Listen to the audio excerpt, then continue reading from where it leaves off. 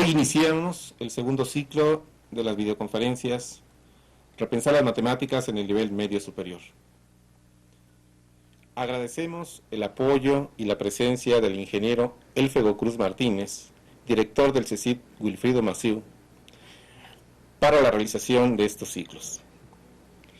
Y, dado que el tiempo es oro, se dice, cedo la palabra al ingeniero. Gracias.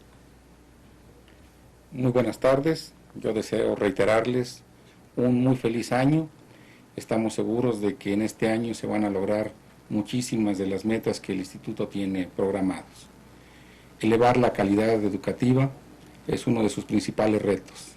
Actualmente tiene la fortuna de ser reconocido dentro del Sistema Educativo Nacional como una escuela de vanguardia en calidad. Esto se debe en buena medida al esfuerzo de sus profesores.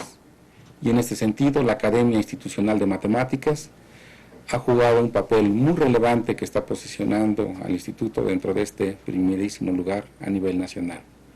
Si no fuera por el compromiso de todos ustedes, profesores, si no fuera por su deseo de superarse, de reflexionar, de encontrar nuevas alternativas, el Instituto no podría seguir avanzando. Nuestras autoridades, el ingeniero Arellano, director de Educación Media Superior, la doctora Yolosochitl Bustamante Díaz, nuestra secretaria académica, y nuestro director general, el doctor José Enrique Villarribera, están muy atentos a estos esfuerzos y nos han solicitado que les hagamos llegar una calurosa felicitación por los logros que se tuvieron en el primer ciclo. En este nuevo ciclo se plantean retos mucho más ambiciosos que estamos seguros de que todos y cada uno de ustedes lograrán. Así pues, y con la finalidad de entrar en materia, nuevamente felicidades, deseando que este segundo ciclo sea mucho más exitoso que el primero. Gracias. Para este segundo ciclo, tenemos para profesores del Politécnico la opción de que este ciclo sea tomado como un seminario.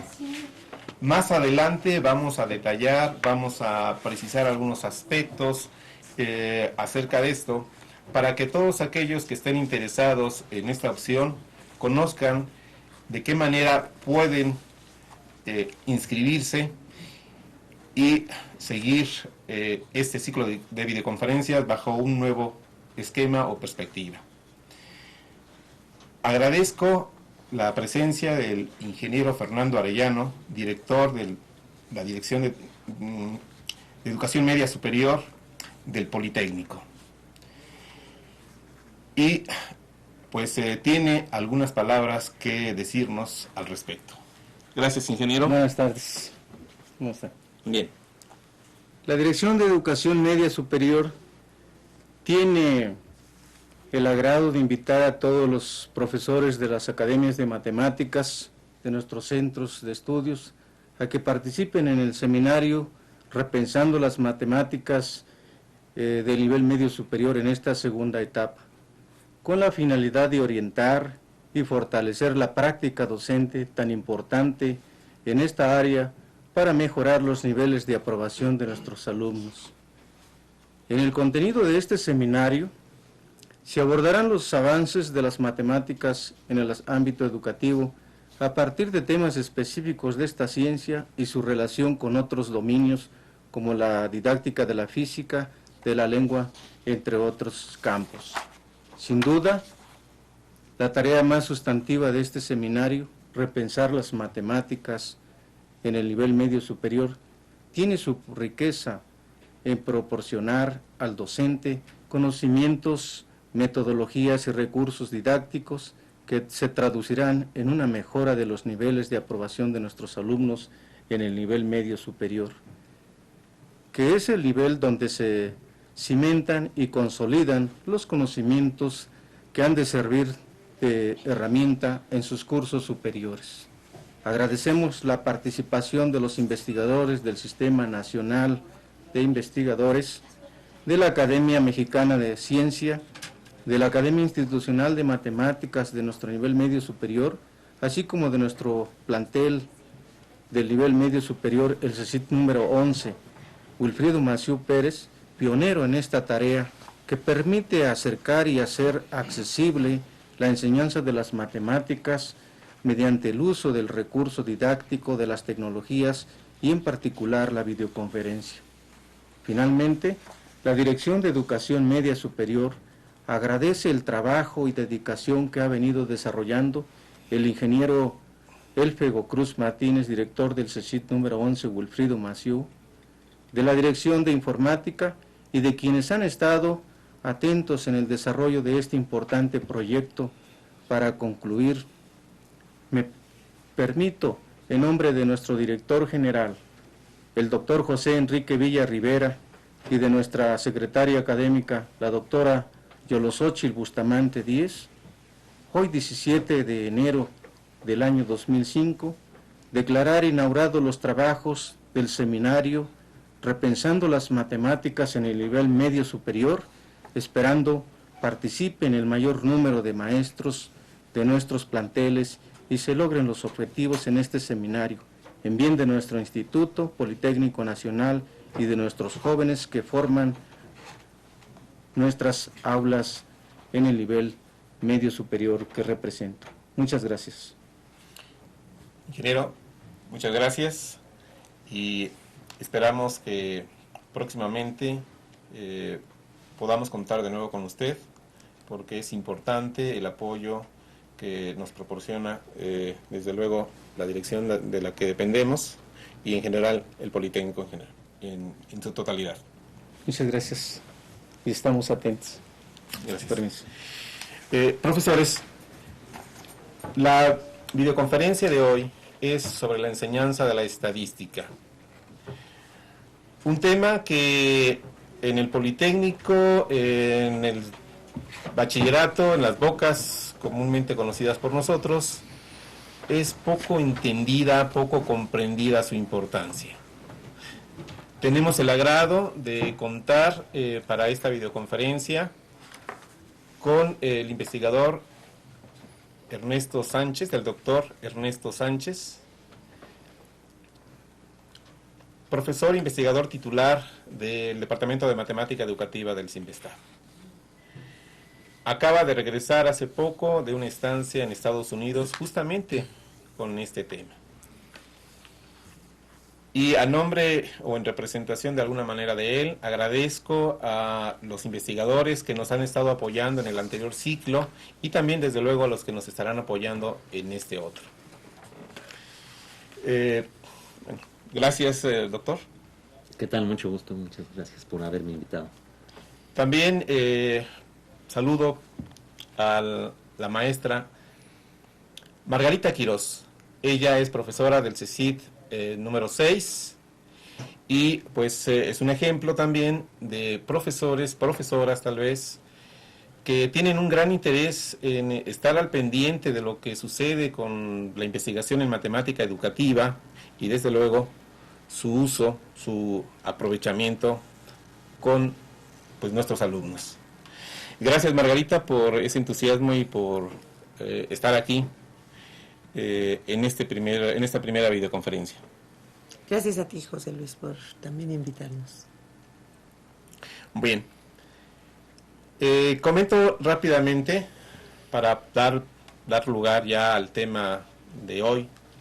Esto de el seminario.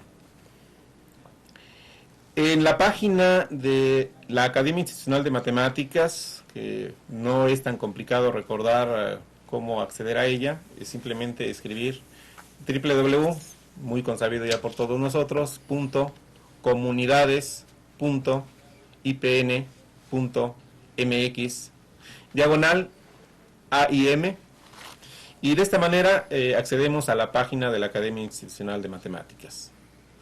Del lado izquierdo nos aparece una opción para registrarnos o no, y en este caso, si estamos interesados en, siendo profesor de matemáticas, tomar este ciclo de videoconferencias como un seminario, tendremos, si no lo hemos hecho todavía, que registrarnos para más adelante, siguiendo pues simplemente lo que nos indican las ventanas correspondientes, poder inscribirnos ya a este seminario. Les pediría que consulten la página para que conozcan los detalles para poder llevar este seminario. Solamente les adelanto que este seminario pueden iniciarlo, pueden tenerlo, incluso tomando como referencia, como videoconferencias de trabajo, las que ya se han tenido en el semestre anterior. Y desde luego también pueden escribirnos al correo de la academia, que más adelante aparecerá anotado para que quienes no lo conozcan todavía puedan conocerlo y utilizarlo. Y bueno, pues empecemos para que no estemos tan ansiosos ya de conocer en detalle la temática de hoy. Adelante.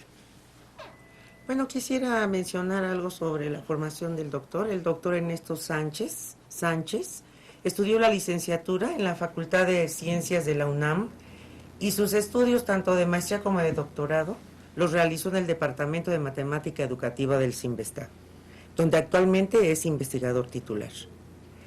Sus líneas de investigación son nuevas tecnologías en la enseñanza de las matemáticas, enseñanza y aprendizaje de la probabilidad y recientemente de la estadística. Cabe destacar además que el doctor realizó estudios de postdoctorado en el IREM, un instituto de investigación y enseñanza de las matemáticas de Estrasburgo, Francia, y una estancia sabática en la Universidad Estatal de Portland en Estados Unidos, con el doctor Mike Shaughnessy. Así es, ¿verdad, doctor? Sí, sí. ¿Sí? También cabe mencionar que el doctor es miembro del Sistema Nacional de Investigadores del CONACYT. Bien. Doctor, sabemos que el desarrollo que tuvo la inferencia estadística en el siglo XIX fue tan exitoso y acelerado que dejó de lado y casi en el olvido los análisis descriptivos. ¿Nos podrías comentar cómo surge la investigación sobre la variación en la estadística y su importancia, en especial en la enseñanza? Sí, cómo no, Margarita. Antes que nada, muchas gracias por haberme invitado. Es para mí un honor poder estar ante los profesores diciendo algunas ideas acerca de la estadística y bueno, tratando de clarificar algunos puntos de los que creo que son importantes que los profesores conozcan. En especial, acerca de la variación, en realidad la variación es una problemática que está en el corazón mismo de la estadística. Si tú te pones a pensar en las partes, en los fenómenos que abarca las diferentes ciencias en donde interviene la estadística, como fenómenos geográficos, como el clima, los temblores, los tsunamis, o como los fenómenos biológicos o de salud, como virus, enfermedades, epidemias, como fenómenos económicos, como devaluaciones, crecimiento, desaceleración, precios del petróleo, o fenómenos sociales como tráfico, protestas, huelgas, accidentes, etcétera. Y así podríamos hacer una lista muy, muy grande de fenómenos en donde la estadística tiene un papel muy importante. Sin embargo, ¿y qué es lo importante dentro de todos estos fenómenos? Está la característica que son fenómenos variables. O sea, son fenómenos en donde interviene la variación, donde intervienen fluctuaciones del azar. En esencia, el punto de vista estadístico para estudiar estos fenómenos se reduce al estudio de la variación de ellos. Es por eso que se ha considerado que es un fenómeno muy importante. Ahora bien, si tú te vas al campo de la enseñanza, el problema de la variación se reduce a aprender algunos procedimientos de cálculo de medias, desviación media, desviación estándar o varianza, y ahí queda, y son como 3 o 4 páginas en libros de texto de unas 200 o 300 páginas, y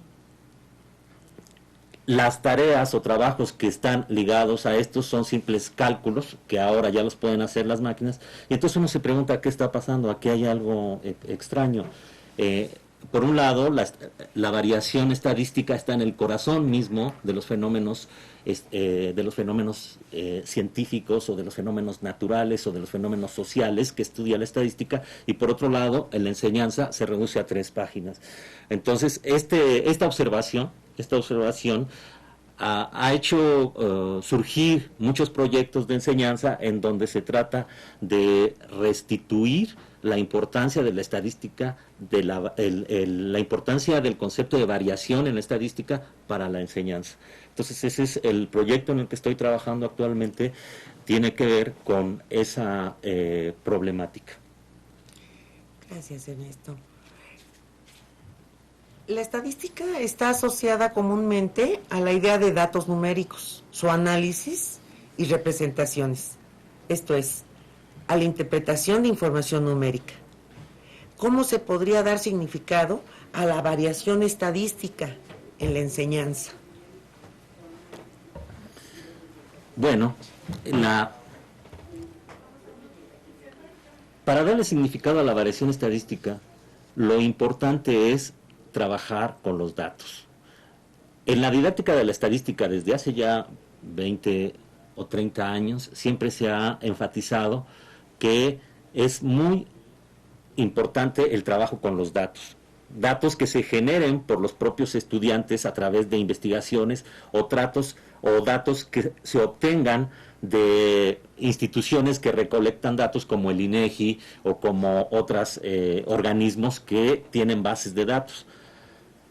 En este sentido, la manera de darle sentido a la variación estadística es simplemente trabajando esos datos con métodos de graficación, con métodos de organización, con muchos de los métodos que se estudian en estadística descriptiva, pero además otros métodos que han sido inaugurados en lo que se llama el análisis exploratorio de datos.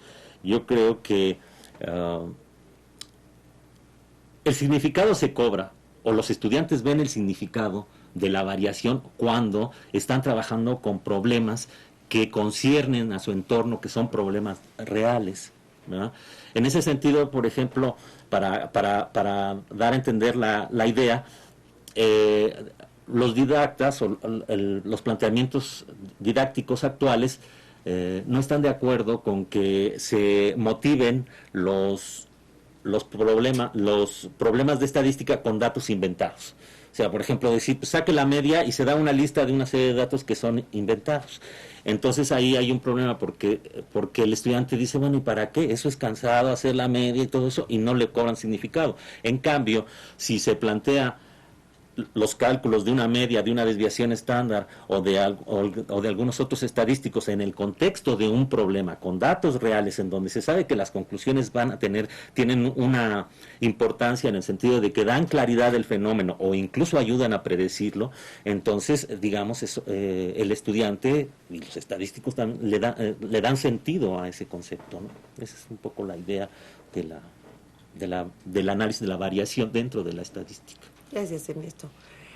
La inferencia estadística nos permite describir los aspectos probabilísticos de aquellas situaciones no determinísticas en las que está presente de una u otra manera el azar. ¿Qué relación guardan el análisis exploratorio de datos y la inferencia estadística?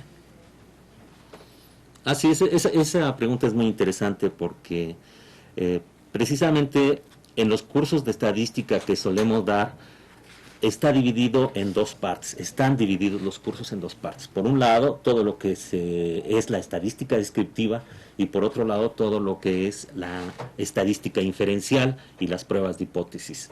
Bueno, el análisis exploratorio de datos se sitúa precisamente en medio de estos 2 extremos. Por un lado, el análisis exploratorio de datos supera a la estadística descriptiva porque no solamente intenta organizar los datos, sino que a través del tratamiento de los datos, de organizarlos, de agruparlos, de cortarlos, etcétera, de hacer muchas operaciones sobre los datos, se pretende descubrir patrones y generar conjeturas. ¿no? Pero por otro lado, no es tan fuerte como el análisis inferencial en el sentido de que la estadística inferencial requiere de métodos más elaborados para poder llevarse a cabo. Por ejemplo, que los datos hayan sido sacados de una población que se pueda suponer que están distribuidos de alguna manera, por ejemplo, que están distribuidos normalmente, o que la muestra con la que se trabaje sea estrictamente aleatoria. Bueno, aleatoria en el sentido de que no tenga ningún sesgo, etcétera. En cambio, en el análisis exploratorio de datos, se trabajan con los datos como se tengan. Y de ahí se trata de, procesando esos datos, se trata de hacer conjeturas. Entonces, la relación es esa, es como intermedia entre la estadística descriptiva y la estadística inferencial, el análisis exploratorio de datos. Y es ahí donde, haciendo análisis exploratorio de datos, se puede trabajar muy bien los conceptos de variación que son previos a los conceptos que se reflejan en las fórmulas de desviación media, desviación estándar y varianza. Los profesores de este nivel educativo sabemos de la relevancia de los métodos estadísticos para la formación científica, económica y social de los alumnos, así como el reconocimiento por parte del propio alumno de la importancia de estos métodos. En este sentido, ¿qué observamos e identificamos en un análisis exploratorio de un conjunto de datos? Muy bien. Esa pregunta es interesante clarificarla porque, digamos, clarifica la naturaleza del aspecto central al que se dedica el análisis exploratorio de datos. Para entenderlo, el principio del análisis exploratorio de datos es que concibe a los datos de dos partes. Por un lado, lo que es la regularidad o las tendencias de los datos. Y por otro lado, lo que es la variación o las desviaciones de los datos. A lo primero se le llama la estructura de los datos, y a lo segundo se le llama la variabilidad, precisamente. Como un ejemplo, cuando tú tienes una nube de puntos, tú puedes determinar lo que es la recta de mejor ajuste. Entonces, la recta de mejor ajuste es lo que sería la estructura de los datos. Y las desviaciones de cada dato particular alrededor de esa recta de mejor ajuste es lo que se llama la variabilidad. O en otros tipos de problemas, por ejemplo, de probabilidad, cuando tú haces un experimento, repetidas veces obtienes una muestra. Esa muestra, de alguna manera, refleja la distribución la distribución de probabilidad que hay en ese juego de azar o en esa situación de azar. Pero esa distribución en los datos no se va a presentar de manera nítida, perfecta, sino precisamente hay una desviación alrededor de ellos, ¿no?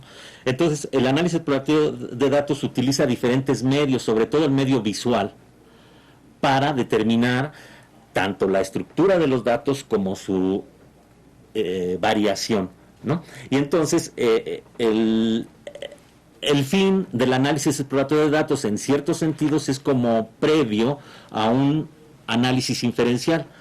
¿Por qué? Porque puede ser que a través del análisis exploratorio de datos se descubra o se conjeture una distribución de la cual provienen los datos. Una vez ya teniendo la distribución de la cual pueden provenir, si esos datos cumplen con ciertas características de aleatoriedad, es decir, que sea una muestra aleatoria, entonces se puede hacer un análisis confirmatorio de datos, que es el análisis inferencial. Pero puede ser que los datos por ejemplo, no provengan de una muestra aleatoria, y eso impide que se haga un análisis inferencial. Sin embargo, el análisis exploratorio de datos avanza en hacer conjeturas, en determinar características de los datos que de otra manera, sin que antes no se hacía con con la sola estadística descriptiva, y que es imposible o es falso o no es genuino hacerlo con los instrumentos del análisis inferencial.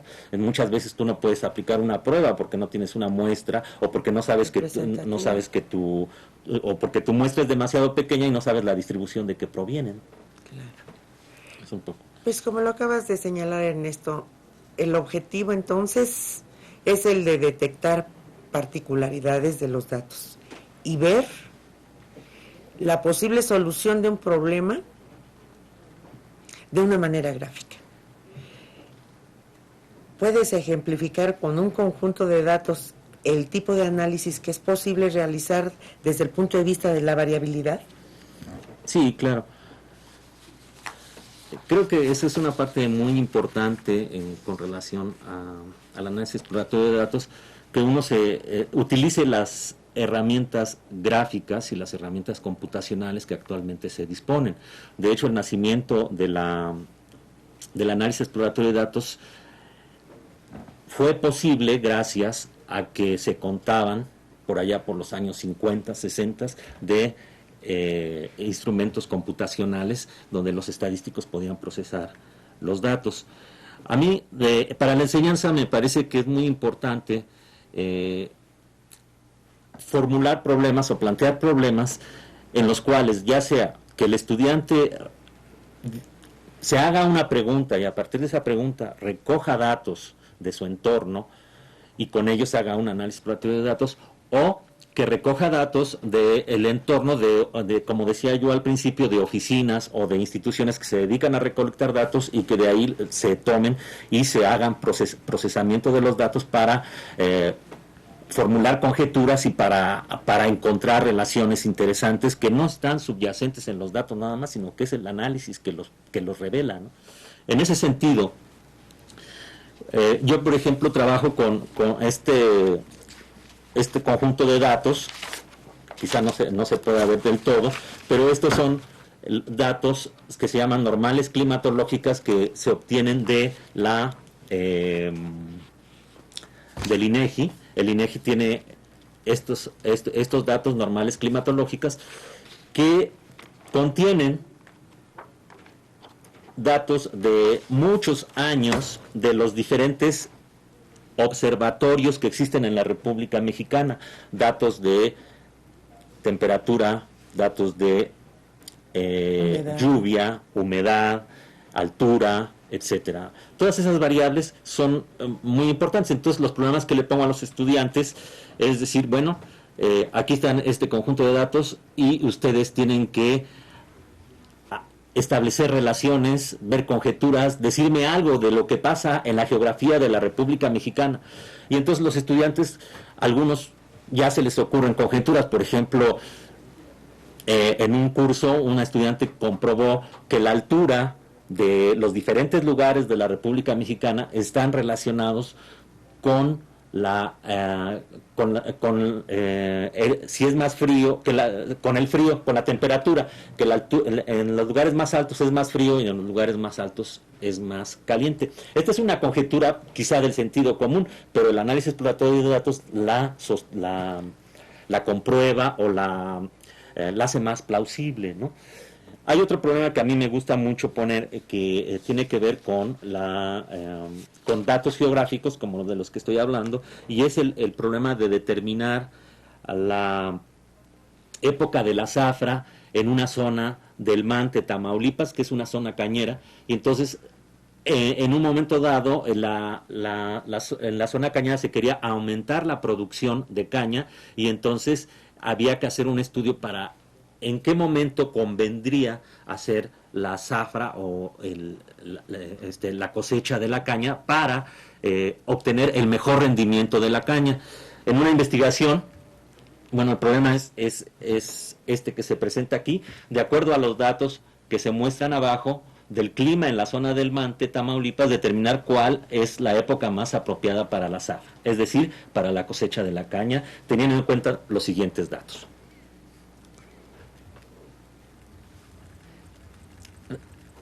En primer lugar, se tienen que tener, y estas hipótesis también se le dan al estudiante, se tienen que tener estas hipótesis, y ellas se le dan a los estudiantes.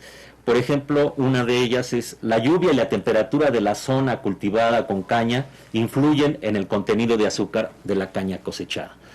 Esta es una hipótesis que plantea Martínez Garza en un estudio que se ha observado que hay esa relación. Entonces, esa la tiene que tener en cuenta el estudiante para hacer su estudio. Luego, otra hipótesis: cuando hay mucha variación de la temperatura un mes antes de la cosecha, se produce un efecto positivo en el rendimiento del azúcar. Es decir, antes de 2 meses antes de la zafra tiene que haber máxima variabilidad. Y enseguida, tercera, la lluvia registrada en un periodo de 2 meses antes de la cosecha reduce el rendimiento del azúcar. Y finalmente, en el caso de la región del Mante, la duración de la zafra es aproximadamente de 14 semanas. Con estas hipótesis, los estudiantes tienen que, y con los datos, con un conjunto de datos, tienen que diseñar una investigación para determinar cuál es el mejor periodo para la cosecha, para la zafra. Aquí no se alcanzan a ver estos datos, pero son ya datos preparados en donde se da la temperatura máxima y la temperatura mínima y la amplitud de la temperatura de 52 semanas del año, pero lo que están ahí son los promedios de 38 años de de medidas que se han tomado en el Mante. Esas se tienen a través de los organismos de los observatorios, y son 41.610 datos los que se procesan. Estos evidentemente, bueno, pues es una cantidad enorme de datos, pero en el proceso de ir reduciendo esos datos es que se ven conceptos fundamentales de la estadística, como son la media o el promedio y la oscilación o desviación de la temperatura, que son los que nos dan la solución al problema. Veamos, una vez que los estudiantes, aquí tienen otra tabla en donde tienen los datos, en donde tienen los datos de la lluvia, y entonces la combinación de ellos, los estudiantes trabajan con ellos, y fíjense que tan solo con una graficación empiezan a hacer ellos sus conjeturas. Aquí, por ejemplo, trazaron esta gráfica y encontraron en la raya que está en el 13 que la máxima variación está en las primeras 20 semanas. Con esto ellos deducen que en estas semanas es la más apropiada para la zafra según la variación de la temperatura. Sin embargo, tenemos otra variable, que es la variable de la lluvia. También se grafica la variable de la lluvia, y viendo que en este periodo de las primeras 20 semanas tampoco no hay mucha lluvia, entonces concluyen que ahí en ese periodo es el mejor para la zafra, y que en efecto esa es la fecha en que Martínez Garza propone como la más adecuada para realizar la zafra y el máximo rendimiento. Entonces, este problema es muy sencillo, es muy interesante, pero además se ve su utilidad y se ve ahí el concepto de variación. Doctor, ya nos empiezan a llegar las llamadas. ¿Sí? Tenemos una del CECID Benito Juárez, de Claudia Flores Estrada. La profesora le envía un cordial saludo al doctor Ernesto Sánchez y menciona lo siguiente. En su artículo menciona que la variación en los datos se debe analizar de manera más amplia y no solo considerando la varianza y la desviación estándar. ¿Cómo se haría este análisis más amplio de la variación? ¿Qué otras medidas o gráficas se usarán y qué información aportarían? Creo que son las que justamente estaba...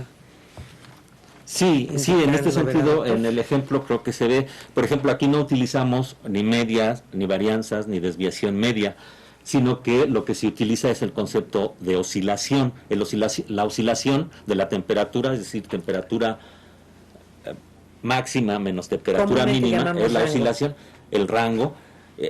esa es una medida de variabilidad, es una medida de variación que por ser tan sencilla, porque es nada más temperatura, bueno, es el valor máximo menos el valor mínimo, podría parecer pues no muy interesante. Sin embargo, lo interesante no está en el problema del cálculo, sino está en el problema de cómo aplicarlo y cómo verlo en las problemáticas o los problemas que se plantean a partir de situaciones reales y de datos reales. Porque incluso la desviación estándar, la desviación media o la varianza, que son instrumentos más complicados de calcular, su interés no está en el cálculo. Ahora con las nuevas tecnologías el cálculo lo hace automáticamente. El interés está en su interpretación, en darle significado y aplicarlo en situaciones reales. Ese creo que es el mensaje. No es que haya muchísimas más medidas de variación. Lo que hay es poco trabajo, incluso en variaciones tan sencillas como las que estamos presentando en el problema del Mante, Tamaulipas. Doctor, aquí tenemos otra pregunta. Sí. El profesor o la profesora no nos indica de qué plantel es, pero la pregunta es la siguiente. ¿Qué papel desempeña la simulación en el aprendizaje de la estadística? Bueno, este es otro tema, digamos, pero sí es muy importante la simulación, porque en el contexto en el que estoy hablando del análisis exploratorio de datos, lo importante precisamente del análisis exploratorio de datos es encontrar la estructura y una medida de la variación, que puede ser un estimador de la variación como la varianza muestral o la desviación estándar muestral, y con ellos se puede generar simulaciones para ver cómo se comporta el fenómeno más a largo plazo. Pero en ese sentido, la simulación juega un papel importante para explorar cómo se puede comportar un fenómeno, ¿verdad? Pero antes de la simulación es importante determinar la estructura y una medida de la variación para poderlas, digamos, implementar en la máquina. Este estudio lo hace el análisis exploratorio de datos y es algo que conviene que los estudiantes hagan antes de llevar a cabo una simulación. También la simulación en problemas de probabilidad puede jugar otros papeles, puede jugar otras funciones, como el de resolver problemas que no son fáciles resolverlos desde el punto de vista analítico, pero ese ya es otra componente que tiene que ver con la probabilidad, con el papel de la simulación en la probabilidad. Pero en la estadística, creo yo, es para explorar fenómenos naturales en los que ya hayamos determinado una hipótesis o una conjetura acerca de su distribución, de su estructura y una medida de su variabilidad, y ver cómo se comportan en periodos más largos. Del CECIT 3 tenemos otra pregunta, doctor. ¿Qué tendencias hay actualmente en lo relativo a la presencia de la probabilidad de la estadística en el nivel medio superior? ¿Alguna investigación o algún trabajo, doctor, que pudiera comentarnos? Bueno, sí, nosotros ahí en Simvestab estamos trabajando sobre problemas de probabilidad en donde interviene la variación. Se hacen preguntas a los estudiantes de tal manera de detectar cuáles son sus concepciones acerca de la variación. Cómo todos finalmente nos enfrentamos a situaciones aleatorias, a situaciones de azar. El mundo actual está lleno de fenómenos en los cuales hay una componente del azar. Entonces, de alguna manera, todos también desarrollamos ciertas intuiciones, buenas o malas, o intuiciones o malas concepciones, para lidiar con problemas de variabilidad.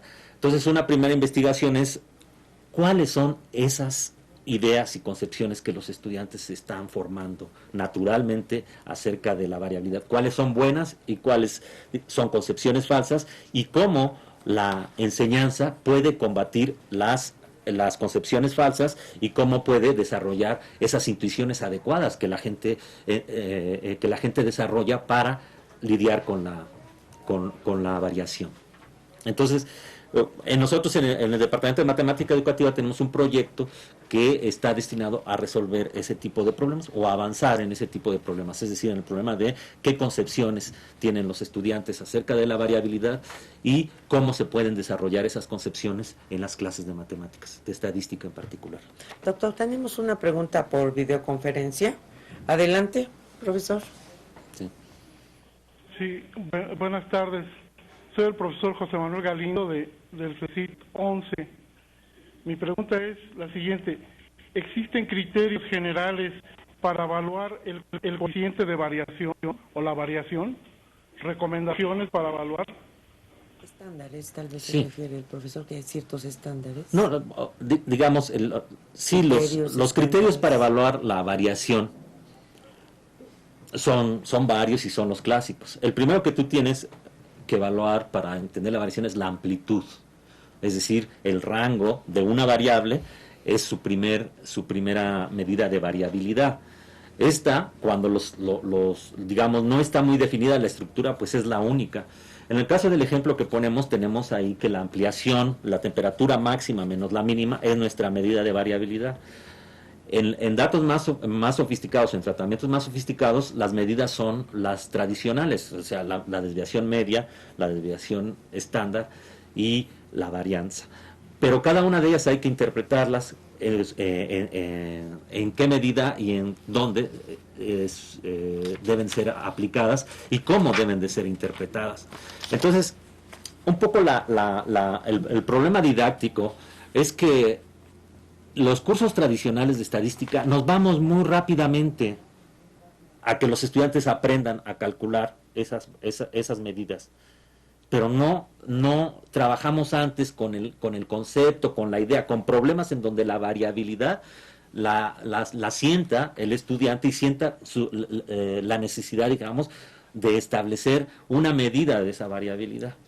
Entonces, claro, lo que pasa es que el estudiante lo que aprende es un algoritmo que sabe calcular, pero que no puede aplicarlo, entenderlo, saber qué hacer con él, ¿no? Siendo que eso es fundamental, ¿no? Y cuando en las experiencias que nosotros estamos realizando, se les ponen problemas muy sencillos a los estudiantes en donde ellos no muestran una sensibilidad ante la variabilidad. Por ejemplo, se le puede preguntar a un estudiante, tienes una urna con, digamos, 100 bolas rojas y 100 bolas blancas. 100 bolas blancas y 100 bolas rojas. O cualquier proporción, ahorita vamos a poner proporción 50% y 50%. Si sacas una muestra de 10 pelotas, ¿cuántas crees que puedan ocurrir? Se les pregunta al estudiante. Ellos dicen, bueno, pues si hay 50 y 50, bueno, pues si una muestra de 10, pues pueden ser 5 y 5. ¿De acuerdo? Esa es la mayor probabilidad. Lo vuelves a hacer otra vez, ¿cuántas crees que obtener? 5 y 5. Y lo vuelves a hacer lo vuelves a hacer, ¿cuántas obtienes? 5 y 5.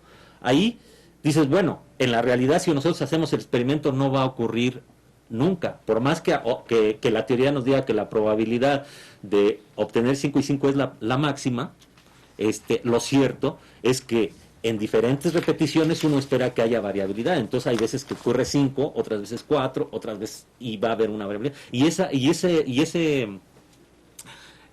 idea, que es muy importante, los estudiantes, sobre todo los que han aprendido probabilidad, no la tienen.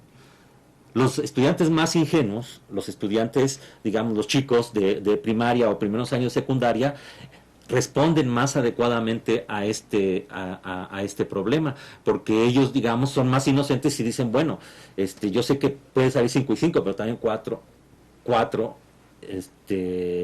y 6, etcétera, ¿no? Esa es un poco la idea. Ahora, que hay otros estudiantes también de mentalidad muy ingenua, los más chiquitos, que dicen, bueno, puede salir cualquier cosa, y entonces ahí, digamos, es una sobredimensión, ahí ellos sobredimensionan la variabilidad, es decir, creen que puede salir 0 rojas, 1 roja, etcétera, con la misma probabilidad.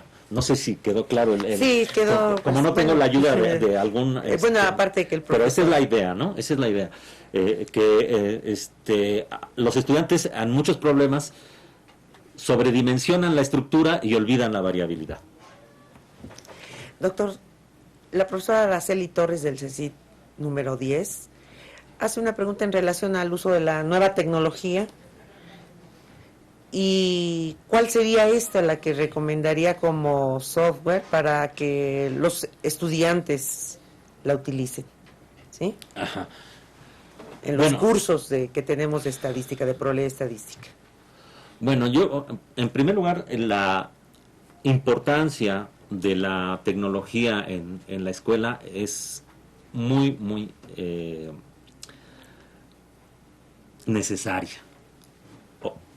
Quiero decir que ahora tenemos la oportunidad, con la nueva tecnología, de repensar los cursos de estadística y de redimensionarlos, de llevarlos más allá de lo que tradicionalmente han sido los cursos de estadística, que tengan mucho más efecto en los estudiantes, que logremos transmitir una cultura estadística a los estudiantes, y creo que para eso el apoyo de las nuevas tecnologías es fundamental, es central, por un lado. Y por otro lado, acerca de qué software, hay una cantidad impresionante de software para el trabajo de estadística. Desafortunadamente, mucho de ese software está en inglés, en los idiomas, en el idioma inglés o en otro idioma, y en castellano tenemos muy pocos materiales disponibles. En particular, yo recomiendo, y hemos estado trabajando, el paquete Fathom. Este paquete es un paquete diseñado especialmente para la enseñanza y que tiene, digamos, mucha potencia semejante a los software que son realizados para profesionales, para estadísticos profesionales, pero tiene toda una componente de didáctica, toda una serie de variables que son interesantes para el aula. Ese es el que hemos trabajado en el Sinvestab, el grupo de probabilidad estadística, pero hay otros. El único problema, como les mencionaba, es que la mayoría de ellos están en inglés. Sin embargo, yo creo que este no es un obstáculo, porque las palabras o los aspectos en inglés son pues muy técnicos, no se necesita demasiado inglés, y bueno, también con ayuda de los profesores de las materias de inglés se puede motivar el uso de estos paquetes, ¿no? Doctor, quisiera enlazar esta pregunta del CECIT 7 relacionado con exactamente la nueva tecnología, pero aquí del CECIT 7 me especifican concretamente para el análisis de la variación estadística, que si hay alguna recomendación sobre los apoyos tecnológicos. Sí, hay paquetes específicos, por ejemplo, para... No se llaman paquetes, estos son micromundos, así se le llama en la didáctica de la estadística. En estos micromundos hay paquetes especiales que incluso se pueden bajar por internet, o se les puede solicitar el permiso a los autores para bajarlo por internet, para estudiar, por ejemplo, las distribuciones muestrales, es decir, hacer muestreos y ver las distribuciones muestrales de manera muy con mucha ventanitas en donde se ven exactamente las variables importantes a tener en cuenta. Esto yo les podría dar más tarde la dirección en donde se pueden comunicar. Son software que son desarrollados por Conon, Clifford Conon, en Estados Unidos, y que son muy, muy interesantes. Hay un estudiante que está haciendo la tesis de doctorado conmigo, que los está trabajando ahí en el departamento de matemática educativa. Entonces, los que ustedes gusten, lo anotaríamos en el portal, doctor, si es tan amable. Cómo no, yo les paso la información. Les puedo pasar la información de muchos sitios de internet en donde se pueden ver applets. Applets son demostraciones que hay de conceptos estadísticos. Hay micromundos y, bueno, los paquetes que se pueden comprar, paquetes comerciales. Sí, doctor. Del CECIT número 11, preguntan cuál sería el futuro de los cursos de probabilidad estadística en el nivel medio superior en el ámbito nacional e internacional. Y agregan aquí un detalle: ¿existe una corriente de opinión?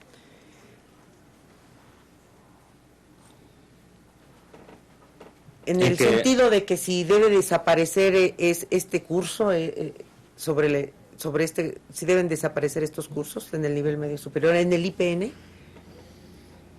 Bueno, concretamente en el IPN no sé. Lo que sí sé es que a nivel internacional ha cobrado mucho auge la investigación y el trabajo en la enseñanza de la probabilidad estadística.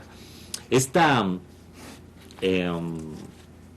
auge ha sido posible gracias al uso de la nueva tecnología. No nada más la computadora, los paquetes, sino el Internet ha permitido que haya un contacto entre los didactas de todo el mundo y haya muchísimo material que se intercambia y que está a la mano. Entonces, para los países que más han desarrollado la estadística, como son Estados Unidos, Inglaterra, Australia y Francia, lo que se ve es que ellos, a diferencia, digamos, de otras materias, le han dado mucho más importancia a la estadística, ha cobrado mucho más fuerza.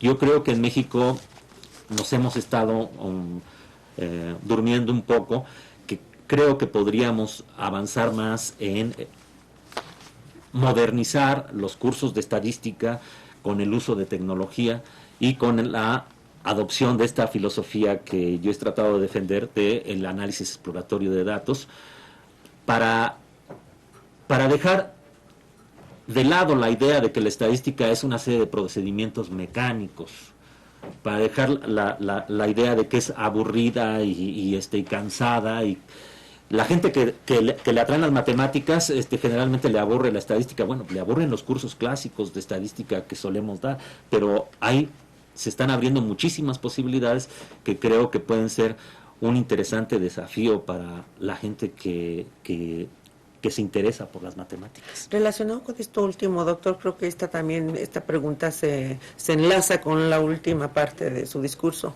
Carmen Batanero dedica en su libro sobre didáctica de la estadística un capítulo a los proyectos que se pueden usar como medio de aprendizaje y evaluación en estadística. ¿Podría comentar algo acerca de la importancia de este tipo de proyectos en el bachillerato? Concretamente, la profesora nos está llamando del Estado de México. Sí, esa es una buena, digamos, recomendación. Precisamente hace un momento hablaba yo de que hay una carencia de sitios de internet en castellano o en español para la estadística. Una excepción es la Universidad de Granada, en donde la doctora Carmen Batanero tiene un portal en donde uno puede encontrar muchísimo material en nuestro idioma relacionado con la estadística, muchísima información. En particular, ella escribió un libro de didáctica de las matemáticas, al que hace referencia, didáctica de la estadística, al que hace referencia la compañera del CECIT, ¿número qué? Es del TEC de Monterrey. Y en efecto, ahí podemos encontrar en ese libro de didáctica de la estadística, al final, proyectos de trabajo que propone para trabajar en clase. Yo pienso que ese es el tipo de trabajo que debemos de hacer los didactas en general, que ese es un ejemplo, una muestra como de 5 proyectos que tiene ahí que se pueden desarrollar en la clase de estadística.